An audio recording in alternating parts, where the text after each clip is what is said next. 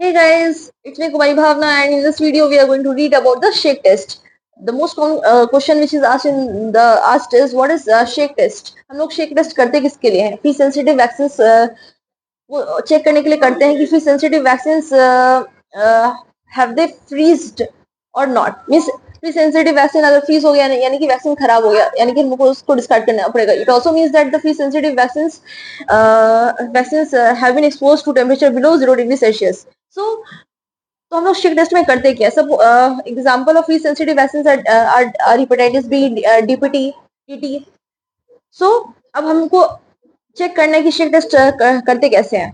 Suppose this is hepatitis B vaccine and we have to check whether which is a free sensitive vaccine, whether the vaccine has been exposed to temperature below 0 degree Celsius or not. So जिसको check करना है वो जिस vial को हमको check करना है उसको हम लोग टेस्ट वायल की तरह नॉमिनेट करेंगे.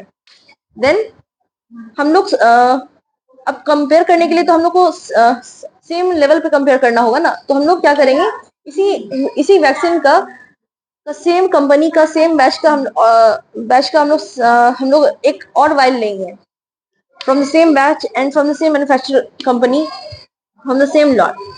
और तो इसको हम लोग कंट्रोल वायल बोलेंगे. ये हमारा टेस्ट वायल था और ये हमारा कंट्रोल वायल. इस कंट्रोल वायल को हम लोग रेफ्रिजरेट कर देंगे at -20 degree Celsius in the deep freezer. फिर उसको हम लोग निकालेंगे और फिर उसको थंब और 4 फिंगर के बीच में शेक करेंगे.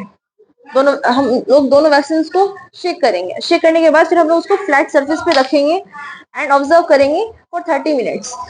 फिर हम लोग क्या ऑब्जर्व करेंगे, ये हमारा टेस्ट वायल था, ये हमारा कंट्रोल वायल था. हम लोग रेट ऑफ सेडिमेंटेशन चेक करते हैं.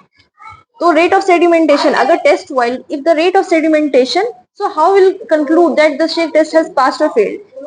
What does it mean that the shake test has passed? If the shake test passes, it means we can use the free sensitive vaccine, and if the shake test fails, it means we have to discard the vaccine. We have to discard the vaccine. So जो अब हम लोग rate of sedimentation देख रहे थे, हम लोग will check the rate of sedimentation of the test well and the control well. So how will check the rate of sedimentation?